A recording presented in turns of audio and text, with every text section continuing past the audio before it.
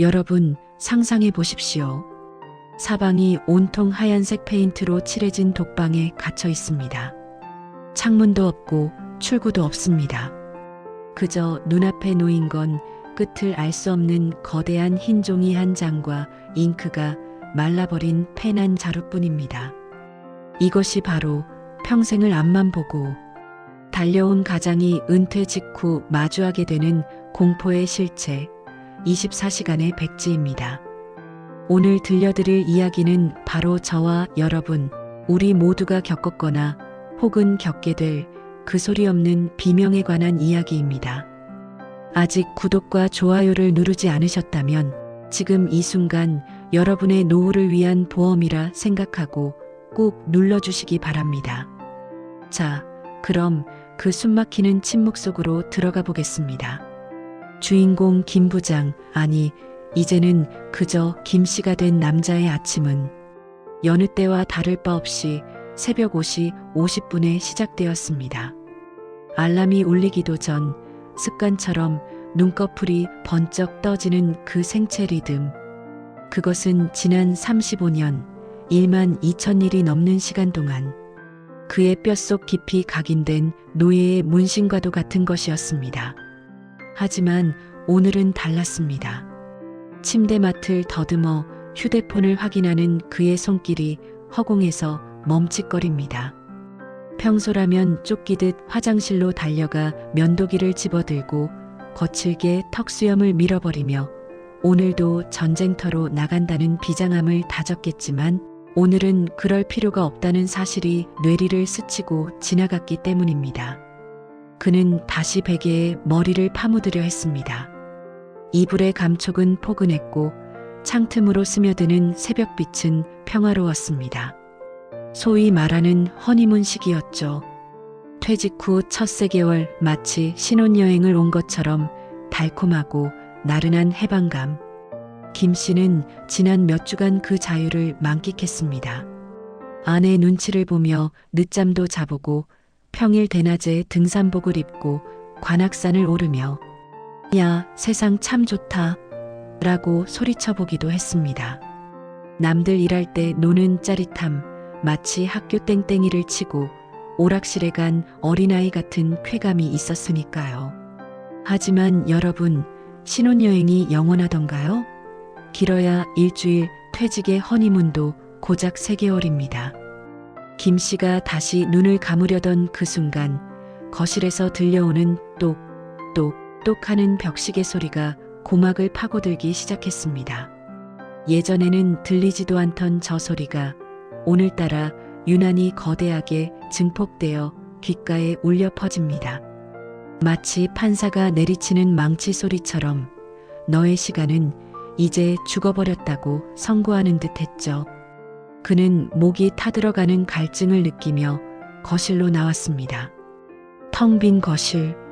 아내는 친구들과의 모임이라며 일찌감치 나갔고 자식들은 출근해서 없습니다. 정적? 그 무시무시한 정적이 집안 구석구석을 점령하고 있었습니다. 냉장고 돌아가는 웅마이너스 하는 기계음. 소리가 마치 비행기 이륙 소리처럼 크게 들릴 정도로 집안은 고요했습니다. 김 씨는 물을 한 잔 따랐습니다. 투명한 유리잔에 물이 차오르는 소리, 모골대를 넘어가는 꿀꺽 소리마저도 정막을 깨는 소음처럼 느껴져 죄스러울 지경이었습니다. 소파에 털썩 주저앉았습니다. 낡은 가죽 소파가 푸욱하고 한숨을 내쉬며 그의 늙은 육신을 받아냅니다.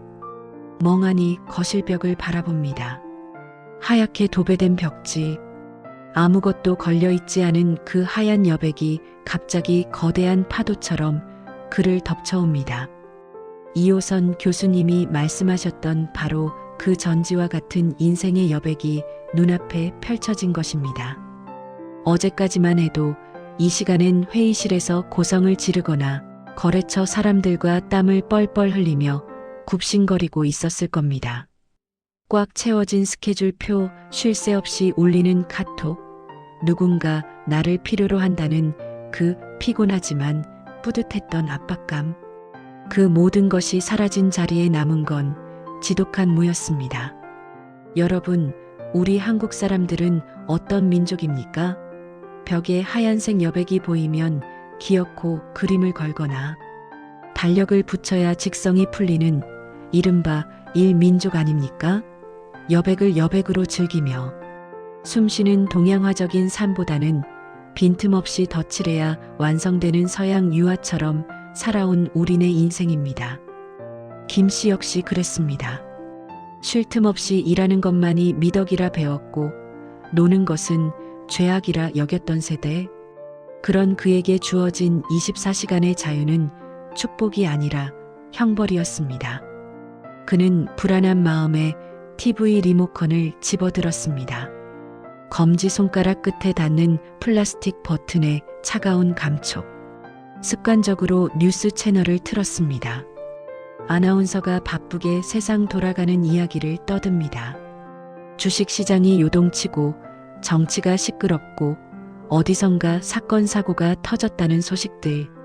하지만 그 화면 속 세상은 유리병 너머의 딴 세상처럼 멀게만 느껴집니다. 세상은 저렇게 치열하게 돌아가는데 나만 우주 한가운데 덩그러니 버려진 폐기물이 된 건 아닐까?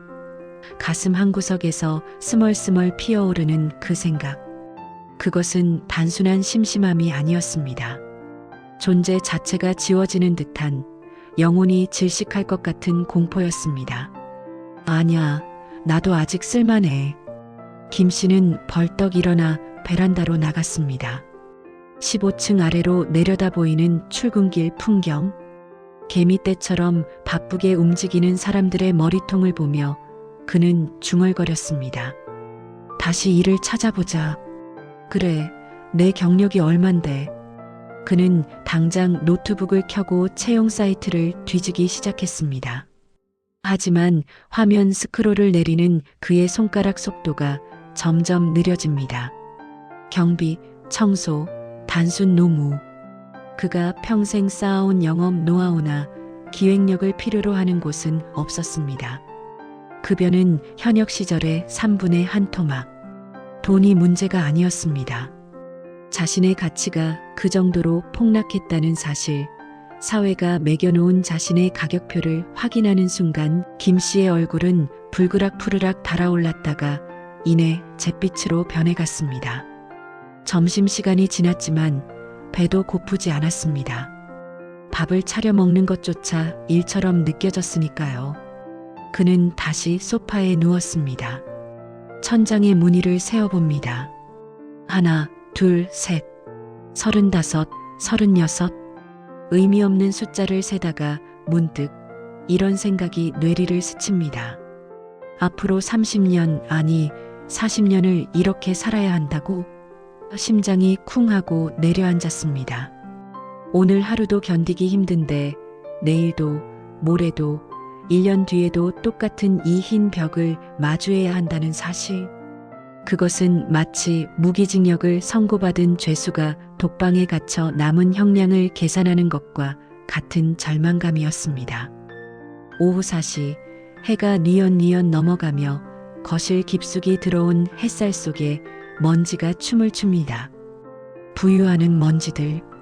김 씨는 자신이 저 먼지와 다를 게 없다고 생각했습니다.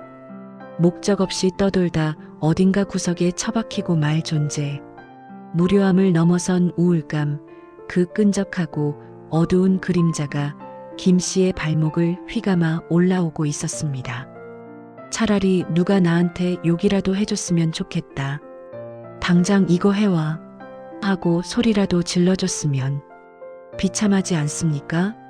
평생 상사의 잔소리를 지긋지긋해했던 그가 이제는 그 잔소리조차 그리워하게 된 이 아이러니한 상황이 말입니다. 그때 현관문 도어락이 띠띠띠띠 소리를 내며 열렸습니다. 아내가 돌아온 것입니다. 김 씨는 반가움에 벌떡 일어났지만 아내의 표정을 보는 순간 다시 주저앉고 말았습니다. 당신 아직도 그러고 있어? 씻지도 않고? 하루 종일 뭐 했어? 아내의 찌푸린 미간, 경멸 섞인 목소리. 그것은 며칠 묵은 쓰레기 더미에서나 맡을 법한 시큼하고 퀴퀴한 냄새처럼 김 씨의 자존심을 찔러왔습니다. 집이라는 공간이 가장 안락해야 할 안식처가 순식간에 가시방석이 깔린 감옥으로 변하는 순간이었습니다.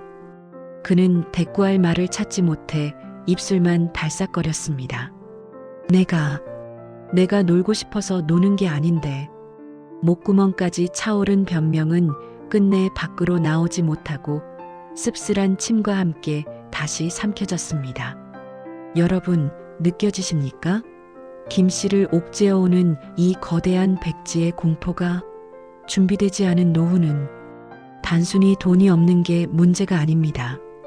시간을 죽이는 것이 아니라 시간이 나를 죽이는 고문이 시작된다는 뜻입니다. 과연 김 씨는 이 숨막히는 감옥에서 탈출할 수 있을까요? 아니면 이대로 우울증이라는 깊은 늪에 빠져 허우적대게 될까요? 여러분, 심호흡 한번 크게 하십시오.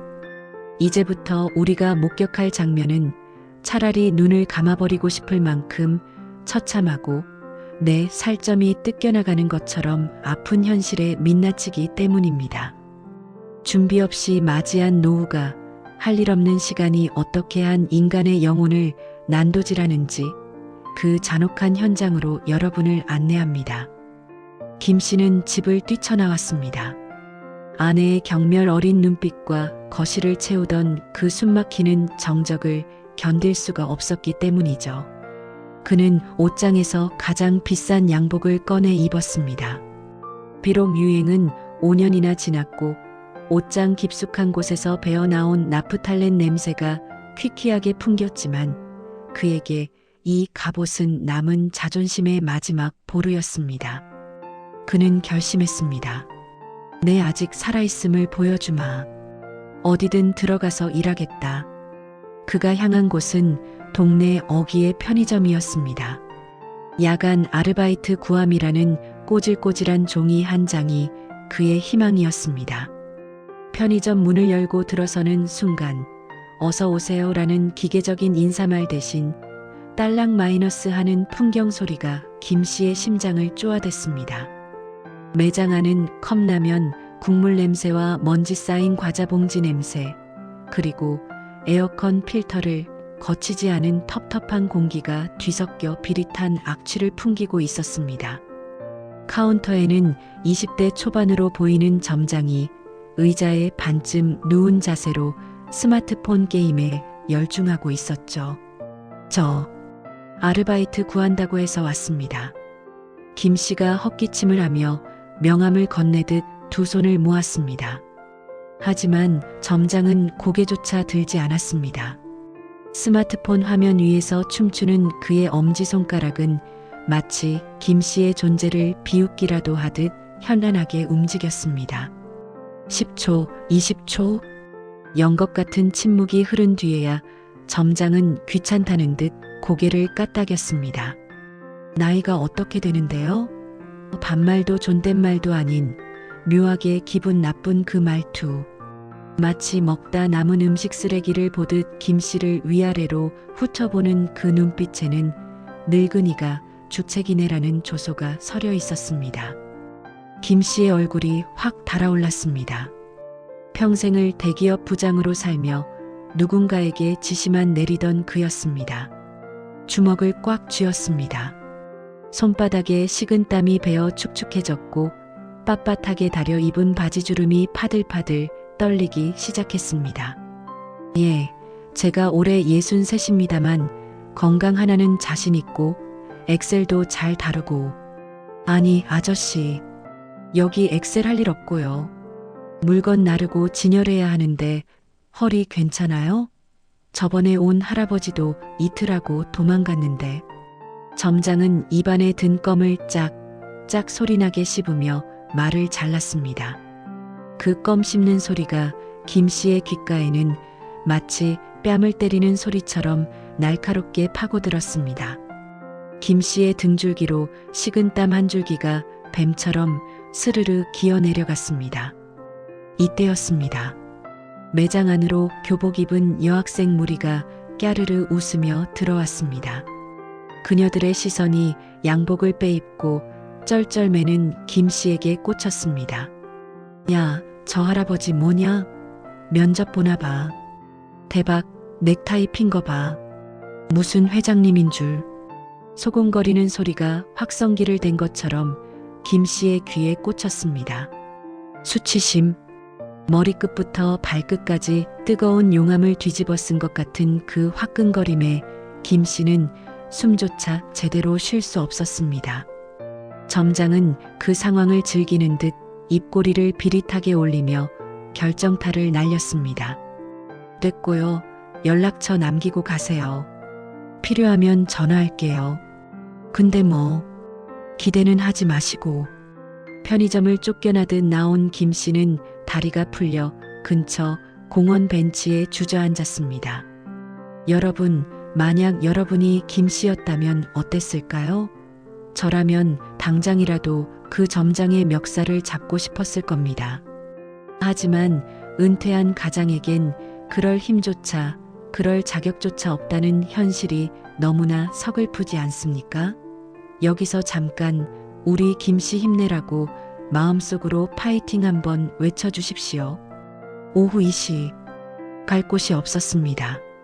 집에는 들어갈 수 없었습니다. 지금 들어가면 취직은 했어? 라고 물어볼 아내의 질문을 감당할 수 없었으니까요. 그는 갈 길 잃은 어린아이처럼 벤치에 앉아 멍하니 비둘기만 바라봤습니다. 머릿속은 온통 나는 쓸모없는 인간이다. 쓰레기 취급을 받았다는 생각으로 가득 차 터질 것만 같았습니다. 그 고통을 잊기 위해, 그 끔찍한 여백을 채우기 위해 그가 꺼내든 것은 바로 스마트폰이었습니다. 이호선 교수가 그토록 경계했던 뇌썩은 BRAIN 라트의 시작이었습니다. 그는 유튜브 앱을 켰습니다. 1분짜리 쇼츠 영상, 자극적인 제목과 썸네일이 눈을 현혹합니다.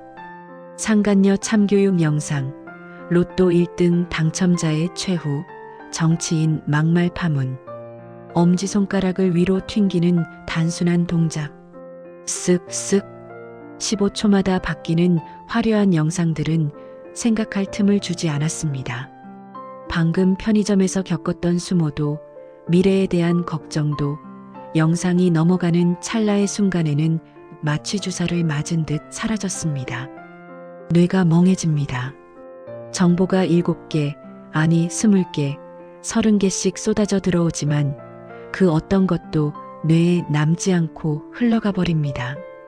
마치 밑 빠진 독에 물을 붓는 것처럼 그의 뇌는 텅 빈 상태로 과부하가 걸리고 있었습니다. 1시간, 2시간, 해가 지고 어둑어둑해질 때까지 그는 거북목을 한 채 스마트폰 속으로 빨려 들어갔습니다. 눈은 충혈되어 뻑뻑하고 뒷목은 돌처럼 딱딱하게 굳어왔지만 멈출 수가 없었습니다. 도파민이라는 악마가 그의 뇌를 조종하고 있었으니까요. 지나가는 사람들이 저 아저씨 좀 봐, 하루 종일 저러고 있네라며 혀를 차고 지나가도 들리지 않았습니다. 배터리가 3% 남았다는 경고창이 뜨고서야 김 씨는 현실로 돌아왔습니다. 검은 화면에 비친 자신의 얼굴, 초점 없는 눈동자, 반쯤 벌어진 입, 구부정한 어깨. 그곳엔 기백 넘치던 김 부장은 온데간데였고 좀비처럼 넋이 나간 늙은 노인 하나가 앉아 있었습니다. 내가 지금 뭘 한 거지?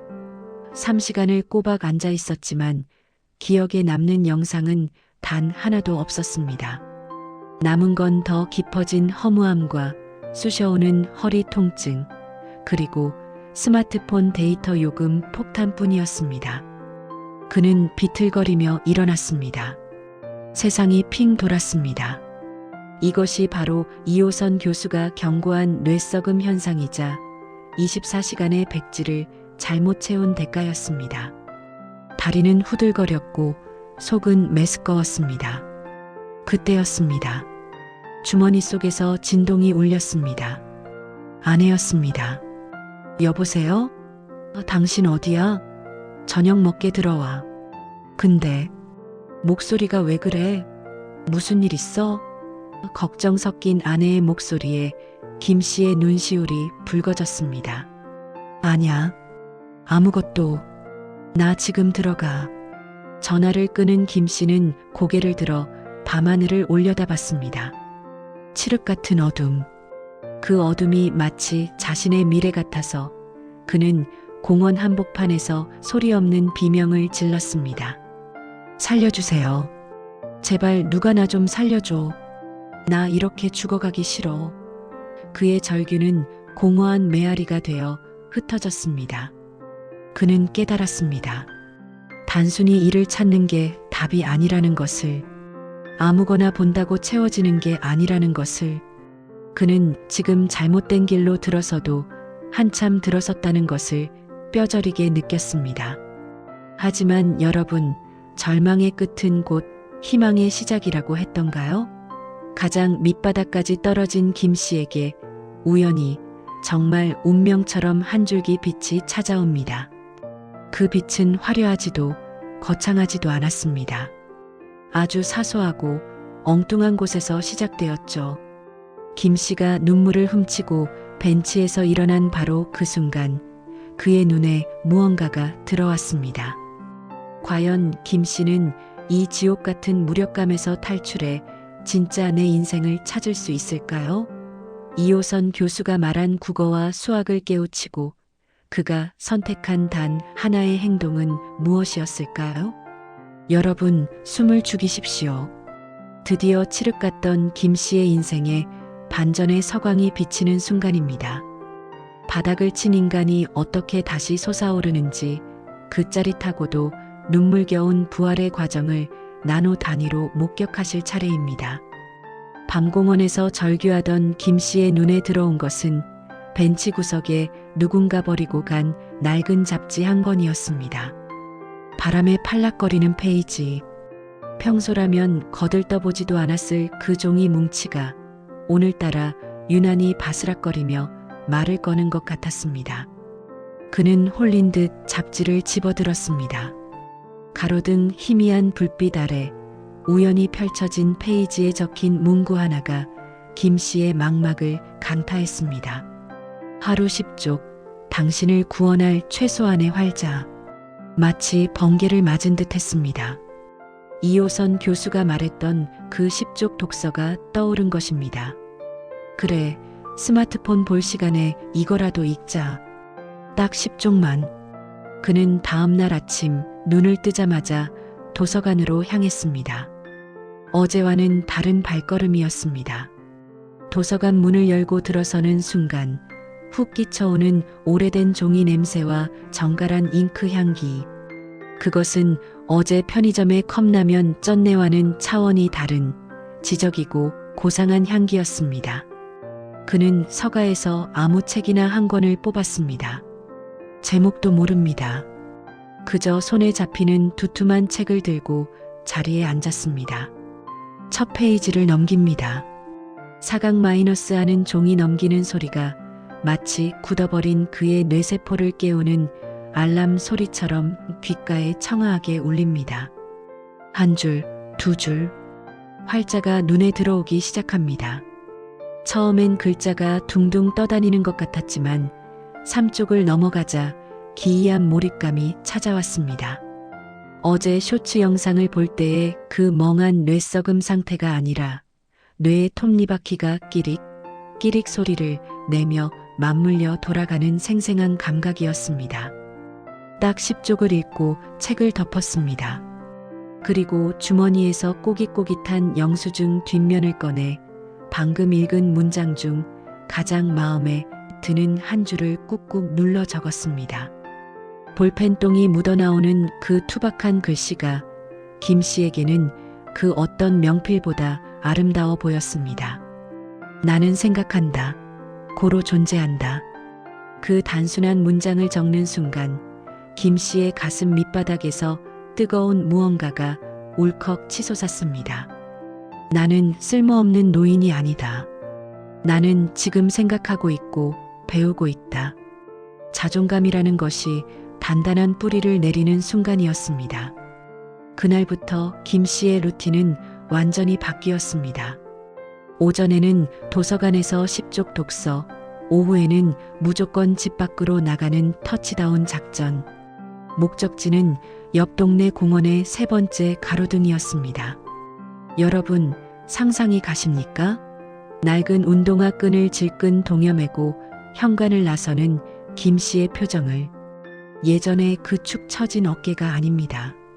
턱을 당기고 허리를 꼿꼿이 세운 채 마치 런웨이를 걷는 모델처럼 당당하게 걷습니다.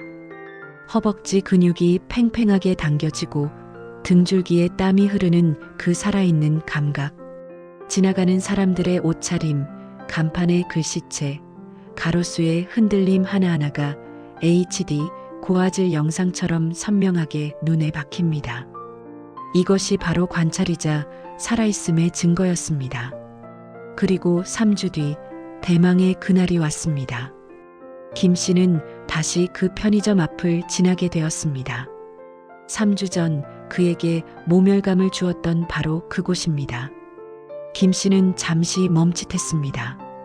트라우마가 발목을 잡는 듯 했죠. 하지만 그는 피하지 않았습니다. 주머니에 꽂힌 몽당 연필과 작은 수첩을 만지작거리며 문을 열었습니다. 딸랑 마이너스. 여전히 카운터에는 그 건방진 점장이 앉아 있었습니다.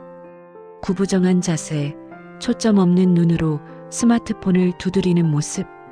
3주 전에 김 씨 자신과 똑같은 모습이었습니다. 김 씨는 카운터로 다가갔습니다. 점장이 귀찮다는 듯 고개를 들었습니다. 아, 또 왔어요? 자리 없다니까. 짜증 섞인 목소리. 하지만 김 씨의 반응은 예상 밖이었습니다. 김 씨는 온화한 미소를 지으며 조용히 껌 한 통을 내려놓았습니다. 그리고 그를 지그시 바라보았습니다. 점장의 동공이 지진이라도 난 듯 흔들렸습니다. 눈앞에 노인은 3주 전에 그 비굴한 거짓골 노인이 아니었습니다. 깔끔하게 빗어넘긴 머리, 햇볕에 건강하게 그을린 피부, 그리고 무엇보다 눈빛. 그 눈빛에는 깊은 우물 같은 고요함과 상대를 꿰뚫어 보는 듯한 지적인 아우라가 서려 있었습니다. 마치 회장님이 평범한 옷을 입고 시차를 나온 듯한 그 압도적인 분위기에 점장은 저도 모르게 스마트폰을 내려놓고 자세를 고쳐 앉았습니다. 아니, 그게 아니라. 점장이 말끝을 흐리며 비굴한 표정을 지었습니다. 김 씨는 아무 말 없이 수첩을 꺼냈습니다. 그리고 빠른 손놀림으로 점장의 모습을 그리기 시작했습니다. 크로키. 지하철과 공원에서 사람들을 관찰하며 익힌 그의 새로운 취미였습니다. 사각, 사각, 사각. 적막한 편의점 안에 연필 소리만이 울려 퍼졌습니다. 점장은 식은땀을 흘리며 어쩔 줄 몰라 했습니다. 자신이 평가하던 을이 갑자기 자신을 관찰하고 기록하는 갑의 위치로 올라선 순간이었습니다. 1분 뒤 김 씨는 그림을 찢어 점장에게 건넸습니다. 자네 거북목이 심하더군. 젊은 친구가 어깨 좀 펴고 살게. 세상엔 스마트폰보다 재밌는 게 많다네. 그 한마디. 욕설도 고성도 아니었지만 점장의 뼈를 때리는 묵직한 한 방이었습니다. 점장의 얼굴이 홍당무처럼 붉어졌습니다. 쥐구멍이라도 있으면 숨고 싶은 수치심, 그리고 알 수 없는 패배감에 그는 고개조차 들지 못했습니다. 편의점을 나서는 김 씨의 등 뒤로 시원한 바람이 불어왔습니다. 이겼다. 누군가를 짓밟아서 이긴 것이 아니었습니다.